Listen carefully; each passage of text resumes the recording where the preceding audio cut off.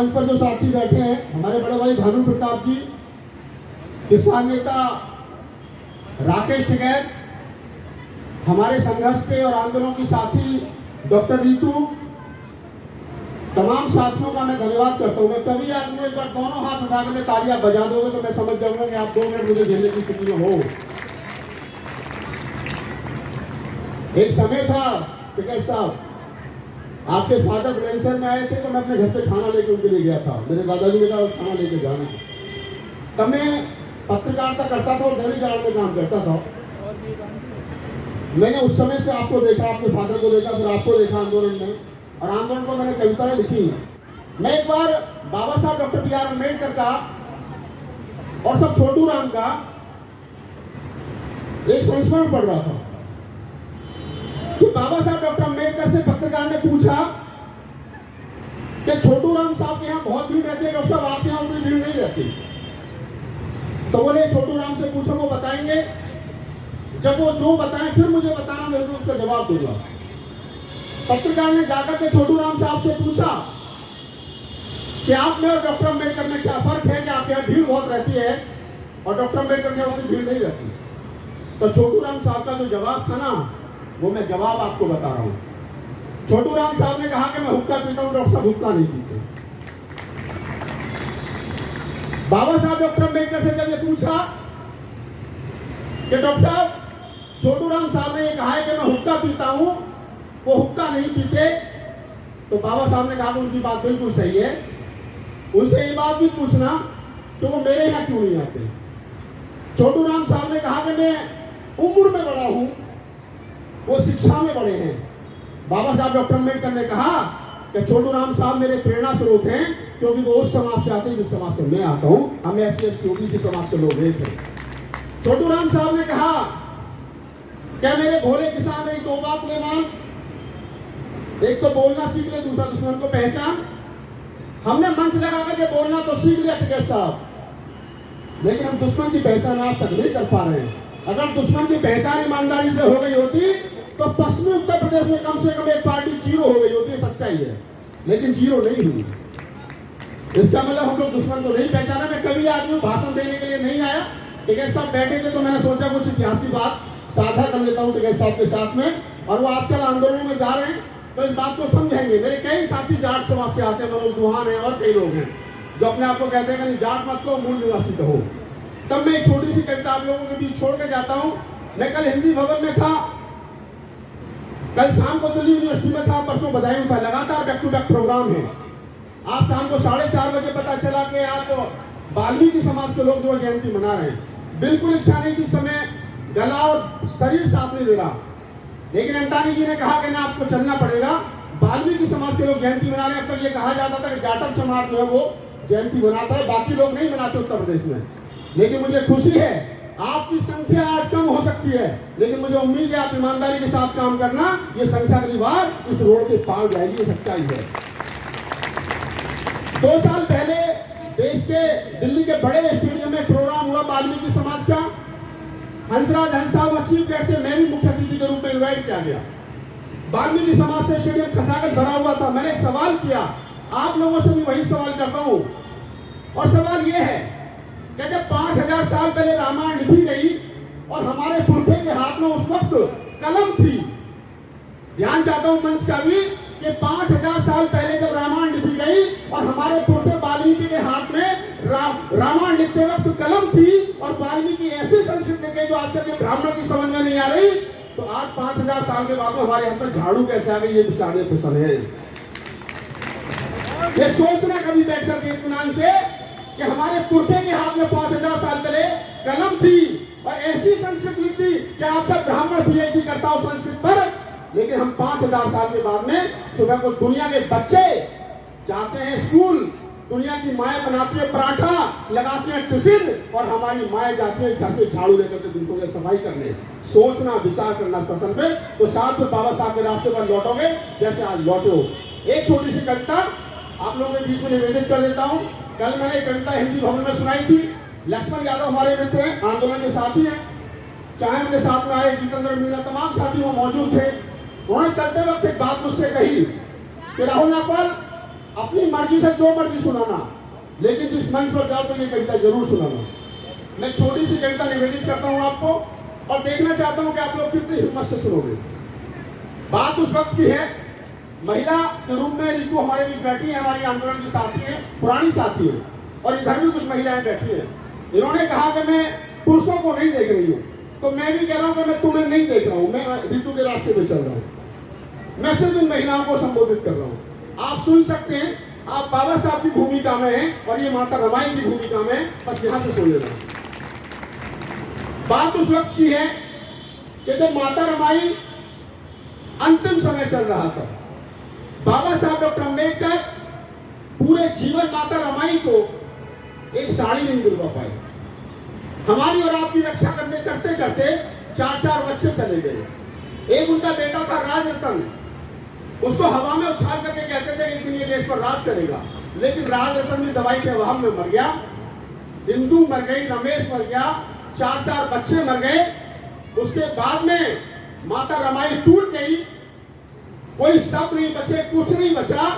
तो माता रमाई ने कहा, वो वियोग माता रमाई का और बाबा साहब डॉक्टर अम्बेडकर का मैं सुना देता हूं आपको 2 मिनट में, आप लोग सुन लीजिए। और मंच के साथियों में ध्यान जाता हूं, फोटोग्राफी बात में कर लेना, ठीक है। ताली कोई बजाओ बजा देना, मत बजाओ, मुझे कोई फर्क नहीं पड़ता।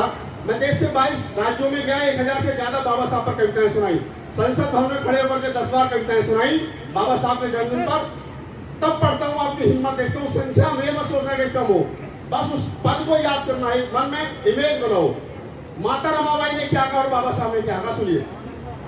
डॉक्टर साहब, मजी साहब सुने, और रितु आप माता रमाई की भूमिका में सुनिए। एक कदम हमारे, माता रमाई कहते बाबा साहब का हाथ पकड़कर मरते वक्त, एक कदम हमारे थक चुके हैं साहिब, तुम इतना यकीन कर लो। कदम हमारे थक चुके हैं साहिब, तुम इतना यकीन कर लो। मैं 4 बच्चे गवा चुकी हूँ साहिब, तुम इतना यकीन कर लो। मैं 4 बच्चे गवा चुकी हूँ साहिब, तुम इतना यकीन कर लो। और हमारा राजू रतन नहीं है, अरे इस धरा पर यकीन कर लो। क्या कहा बाबा साहब ने, जब राजरतन मर गया तो माता रमाई ने कहा कि हमारा राजू रतन नहीं है, अरे इस धरा पर यकीन कर लो। और मिशन तुम्हारा तुम्हें मुबारक, मैं जा रही हूँ यकीन कर लो। मिशन तुम्हारा तुम्हें मुबारक, मैं जा रही हूँ यकीन कर लो। बाबा साहब ने क्या कहा, एक लाचार पति क्या कह सकता है, जो पूरे जीवन समाज की सेवा में लगे रहे, वो क्या कह सकते थे। लेकिन बाबा साहब ने जो कहा होगा, मेरी सोच है, मैं उसको कविता में ढालने की कोशिश की, वो पंक्तियां निवेदित करता हूँ। बाबा साहब ने कहा कि अभी समय है जरा सा नाजुक, रमा तुम इतना यकीन कर लो। अभी समय है जरा सा नाजुक, रमा तुम इतना यकीन कर लो। बिना तुम्हारे चल ना सकूंगा, रमा तुम इतना यकीन कर लो। और हजारों राजू रतन खेलेंगे, अरे इसी धरा पर यकीन कर लो। बाबा साहब ने कहा था कि एक राजरतन के लिए रो रही है, जोरदार तालियों से नापन सभा स्वागत किया जाए। बहुत सुंदर कविता, बहुत सुंदर कविता। मैं ऐसा इंतजाम करके जाऊंगा कि हजारों राजरतन खेलेंगे, हम और आप सब राजरतन हो, कि हजारों राजरतन खेलेंगे, अरे इसी धरा पर यकीन कर लो। और ये दुनिया तुमको नमन करेगी, मैं बोलता हूँ यकीन कर लो। ये दुनिया तुमको नमन करेगी, मैं बोलता हूँ यकीन कर लो। और 4 पंक्ति सी केवल सुने आप कि माता रमाई ने पूछा कि हमारा मिशन क्या है, तो बाबा साहब ने मिशन बताते हुए जो कहा कि मिशन हमारा बहुत बड़ा है, रमा तुम इतना यकीन कर लो। मिशन हमारा बहुत बड़ा है, रमा तुम इतना यकीन कर लो। और हमारे बच्चों की ये कुर्बानी ना जाएगी व्यर्थ, यकीन कर लो। और हजारों वर्षों की ये गुलामी अरे टूटेगी एक दिन, यकीन कर लो। और हमारे बच्चे बनेंगे राजा, मैं बोलता हूँ यकीन कर लो। हमारे बच्चे बनेंगे राजा, मैं बोलता हूँ यकीन कर लो। बाबा साहब ने 4-4 बच्चों की कुर्बानी दी।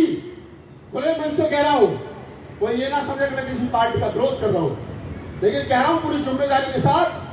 साहित्यकार धन्यवाद साहब। बाबा साहब डॉक्टर अम्बेडकर ने 4-4 बच्चों की कुर्बानी दी, तो 4-4 बार सरकार बनी। अब किसी की मां ने दूध पिलाया हो तो वो कुर्बानी दे, तब सरकार बनी। हम लोग थैंक यू।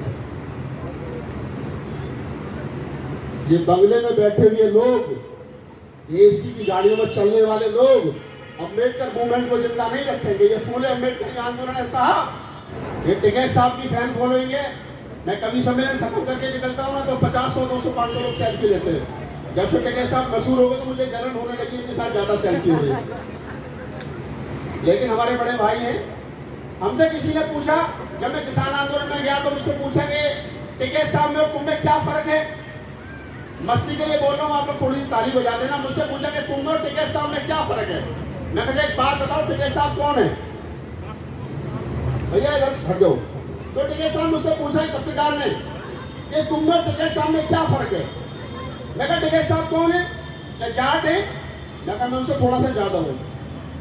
बोले कैसे? मैं लगा दो आगे। अरे वो जाट है, मैं जाटा हूँ, और हमें तो बुलंदशहर का रहने वाला हूँ। हम और वकील साहब तो पास के, इनके पिताजी जैसे मेरे दादाजी के दोस्त थे। हमारे यहाँ तो कहते थे जाट जाट भाई भाई, बाकी कौन कहाँ से आई। ये तो सच्चाई है। आने मिले बहुत मिले, लेकिन मिले सही जगह पे। बाबा साहब की जयंती के उपलक्ष्य में मिले, और से बड़ी और क्या बात होगी। चलो मैं पंक्ति पढ़ देता हूँ, समय की भी सीमा है। टिकैत साहब ने एक बार कवि सम्मेलन से आ रहा था रीवा मध्य प्रदेश से। हमारे कवि सम्मेलन में साथी थे, वो राजनीति में गए, हमारी तरह हम भी राजनीति में गए। उन्हें भी लात लगी, हमें भी लात लगी। उनका नाम कुमार भाई ने मुझसे कहा कि राहुल नागपाल, इस देश के अंदर सबसे ज्यादा कॉलेज है, रोड है, यूनिवर्सिटी है बाबा साहब के नाम पर, और इस देश के लोगों की क्या तमन्ना है। तो मैंने बस मस्ती में यही कहते हुए पहली बार संसद भवन में पंक्तियां पढ़ी थी तो हाय हुल्ला हो गया साहब। मोदी सरकार के मंत्रालय में पूरे में हाय हुल्ला गया, क्योंकि सारा मंत्रालय मेरे साथ मंच पे था, वो यूट्यूब पर वीडियो पड़ा है। वो पंक्तियां पढ़ देता हूँ आप लोगों के लिए। गाजियाबाद वालों, पहली बार आप लोगों ने बुलाया हूँ।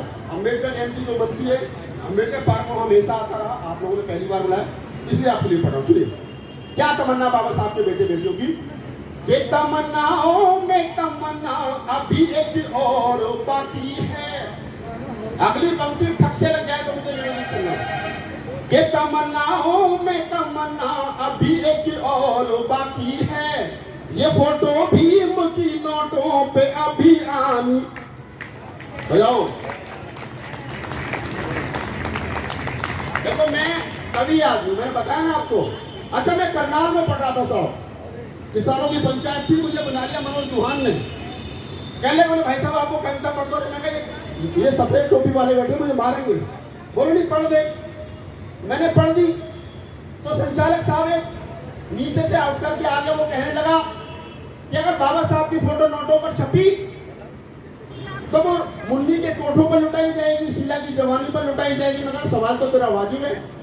जवाब मैंने दिया, अगर अच्छा लगे तो मैं माँ तालियों की उम्मीद करूंगा कि अगर बाबा साहब की फोटो नोटों पर छपी और वो शीला के गानों पर और मुन्नी के कोठों पर लुटाई गई, और जब वो लुटाई जाएगी और मुन्नी नाच नाच करके थक जाएगी, और जब अपने पैर के घुंघरू खोलेगी और बाबा साहब की नोट की छपी हुई फोटो उठाएगी, तो तब इतना जरूर कहेगी कि हे नारी के मुक्तिदाता आने में बहुत देर लगी थी, पहला आना चाहिए। जोरदार तालियां। और मेरा मानना है कि जोरदार तालियां। मुन्नी उस दिन के बाद में घुंघरू नहीं बांधेगी, वो कहेगी बोले चलो स्कूल की ओर।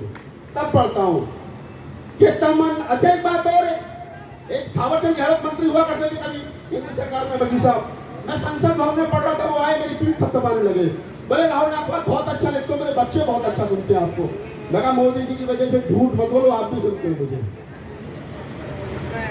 क्यों मना कर रहे हो? मतलब लेकिन एक समस्या है, मैं बताओ कि 2000 के नोट तक तो गांधी जी की फोटो को गए, अब 5 क्या होगा फिर? गांधी जी की अब छपेंगे कहाँ? तो मैंने फिर एक समस्या का समाधान बताया। मैंने कहा देखो छोटा आदमी छोटा नोट, हम गांधी जी का सम्मान करते, कोई दिक्कत नहीं है, लेकिन गांधी जी सिंपल 10वीं LLB थे। बाबा साहब विश्व के सबसे ज्यादा पढ़े लिखे व्यक्ति, बड़ा आदमी बड़ा नोट, 5000 का नोट लाओ और बाबा साहब की फोटो छापो, समस्या का समाधान। और जो लोग रात के अंधेरे में, संचालक महोदय, कोई उंगली तोड़ के चला जाता है, कोई चश्मा तोड़ के चला जाता है, कोई और तोड़ के चला जाता है, फिर मैं उनसे कहूँगा बेटा आप दिवाली के दिन रख थाली में पूजा कर, कितने नोटों में आएगा? सवाल का जवाब कभी तक पूरी करता हूँ, 2 पंक्तियां बची थी। ये तमन्नाओं में तमन्ना अभी एक और बाकी है, ये फोटो भी मोती नोटों पे अभी आनी बाकी है, और दिवाली के दियों से फिर यहाँ पूजते रहे बाबा, दीवानों भीम को देनी यही सौगात बाकी है। दीवानों भीम को देनी यही सौगात बाकी है, तमन्नाओं में तमन्ना अभी एक और बाकी है, ये फोटो भीम की नोटों पे अभी आनी बाकी है। चलिए बहुत बहुत धन्यवाद, आपने बहुत अच्छा सुना। मैं चलते चलते आपको एक बात कहता हूँ, चलते चलते आप लोगों से विदा लेता हूँ संचालक, और मैं वाल्मीकि समाज को दिल की गहराई से बधाई देता हूँ। जो मैंने पहली बात आपसे कही थी उस पर ध्यान रखना, मेरा आना सार्थक हो जाएगा कि 5000 साल पहले अगर हमारे हाथ पुरखे के हाथ में कलम थी, आज हमारे हाथ में झाड़ू, तो इस पर सवाल करना, इसको वो सोचना, और सोच लो, अगर उत्तर मिल जाए तो मुझे बता देना। बच्चों को शिक्षित करना। बाबा साहब ने कहा था, ठीक है साहब, बाबा साहब ने कहा था कि सुबह को 2 घंटी बजती है, ऋतु 2 घंटी बजती है, एक स्कूल की और एक मंदिर की। मंदिर में जाओगे तो पूरी जिंदगी भिखारी बनोगे, और अगर स्कूल में जाओगे तो IAS टीचर बनोगे, अफसर बनोगे। लड़ाई हमारी मंदिरों की है ही नहीं, ये तो बीजेपी वाले मंदिर बीच में जाए साहब। छोटू राम से लेकर के काशी राम से लेकर के बुद्ध कवि नानक रहता स्कूल है, हमारी लड़ाई स्कूल की है। सावित्रीबाई फुले ऋतु ने बताया कैसे 2-2 साड़ी लेकर के जाती थी। हम लोग करेंगे चलो मंदिर, हिंदू धर्म खतरे में, कहाँ खतरे में भैया? एक पंडित जी के पुजारी के बेटों को भेजे, ये बचाएगा, हमने ठेका नहीं रखा। जब मंदिर हमारे हैं नहीं, चंदा हमारा नहीं, धंधा हमारा नहीं, क्यों जाए? हम नहीं जाते, रोक लगाओ, बंद करो ये सब। कि ना झूठे रिश्ते रखते हैं, ठीक है साहब, ना झूठे रिश्ते रखते हैं। हम अम्बेडकरवादी लोग हैं, आपसे रिश्ता हुआ पहली बार आज मंच पे, ये याद रखना। कि ना झूठे रिश्ते रखते हैं, ना झूठी शान रखते हैं, अरे दीवाने भीम के हैं, हम अलग पहचान रखते हैं। जय भीम, नमो बुद्धाय, जय मूल निवासी।